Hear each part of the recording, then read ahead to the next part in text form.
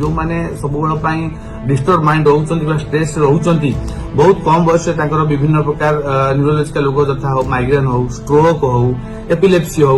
कम बयस डिमेंशिया कि स्मृति शक्ति ह्रास ए सब भी देखा देउछि। मन शांत रहिले मन स्थिर रहिले शरीर भी स्थिर रहबो एवं आपण दीर्घायु भी हेई परिबे रोगाग्रस्त भी कम हेबे एवं बहुत दिन भी आपण बंची परिबे जो वर्तमान समाज पे बहुत साधारण एवं प्रायतः सबु वर्गर लोक मस्तिष्क विचलित हवा मन विचलित हवा किंबा डिस्टर्ब माइंड एब्सेंट माइंड किंबा कोनसी मेंटल इलनेस डिस्टर्ब माइंड रोचंती स्ट्रेस रोचंती बहुत कम बयस विभिन्न प्रकार न्यूरोलॉजिकल रोग जथा हो माइग्रेन हो स्ट्रोक हो एपिलेप्सी हो कम बयस डिमेंशिया कि स्मृति शक्ति ह्रास ए सब भी देखा देउछि। तेणु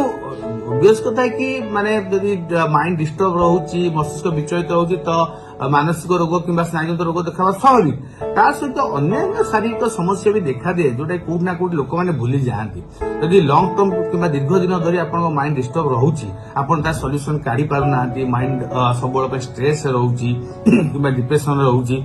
तो आपनकर धीरे धीरे मोटापण बढ़ी पाए ओबेसिटी बढ़े diabetes cholesterol high cholesterol blood pressure विभिन्न प्रकार हार्ट जनित समस्या ब्रेन जनित समस्या तो मुझे कहली ये सब अत्यंत कम बयस देखा दिए। तेणु जदि सब स्ट्रेस रहा कौट ना कौट आम Dehre diabetes blood pressure cholesterol बढ़े विभिन्न प्रकार आमर हार्ट हो किडनी हो लिवर हो ए प्रकार प्रेशर बढ़ता तो कौट ना कौट आम देखीचे सबू रोग सहित मेंटल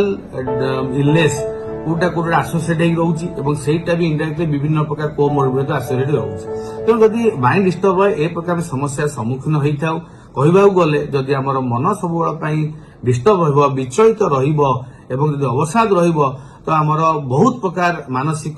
स्नायुजनित और शारीरिक समस्या भी देखा दे पारे गोड़ आरंभ कर मुंड पर्यंत जेकोसी अंग जेकोसी अर्गान भी कम बयस प्रभावित हो पारे कि नष्ट भी हो पारे। तेणु बर्तमान ये जिनस आमर व्यस्तबहुल जीवन भितर पिला स्कूल गोइंग पिला आरंभ करी जो माने चाकरी करुछंती समस्त पाखे बहुत साधारण हो जाए जी भी जो प्रोफेशन रुहतु ना कहीं तेणु आम जानवा दरकार जे आम तार सॉल्यूशन कि रास्ता काढ़ा केमी आम आम मन को शांत रखिपर मेंटल मस्तिष्क को आम कमी सुस्थ रखा मेंटाली आम कमी हेल्दी रहा सेटा हूँ मुख्य मंत्र और मूल मंत्र हवा दरकार। तेणु समस्ते जानी रखु जदि आम आमर मस्तिष्क को शांत रखा मन को शांत रखा चाहूचे मेंटाली हेल्दी होगा चाहूचे कहीं आम गोटे बारंबार जाने हेल्थ हेल्थ गोटे एमती जिनिस आम कही मेंटाली फिजिकाली सोशियाली गोटे लोक सुस्थ रहिले से लोक सुस्थ अच्छी आम कही जदि आप फिजिकाली भल हेल्दी अच्छा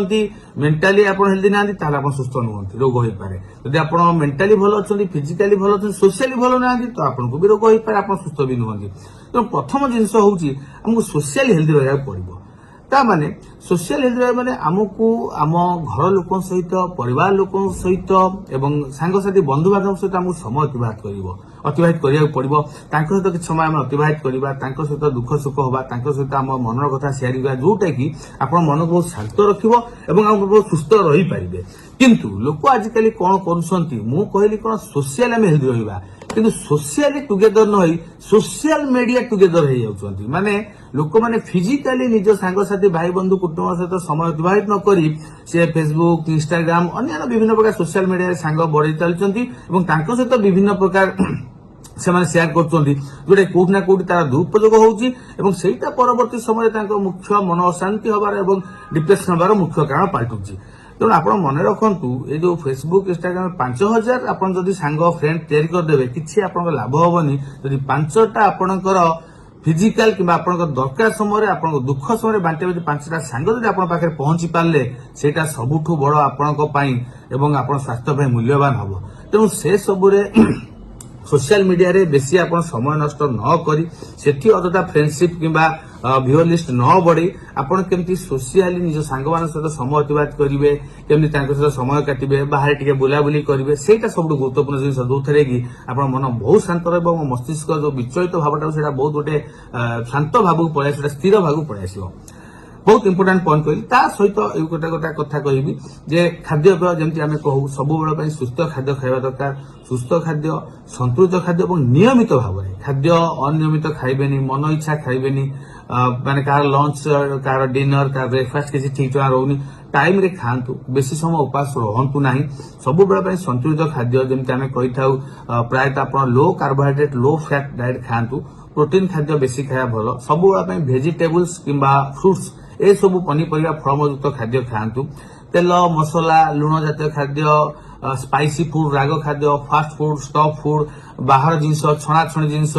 ए सब जिनस दूरे रुहतु नॉनवेज खाइबा भल अत्यधिक खाइबा खराब सप्ताह को 2 दिन आप नॉनवेज खाई पारे किंतु मु कहबी चिकेन मटन रेड मीट आप दूरे रुहतु माछ आपण बहुत भल देसी माछ बहुत भल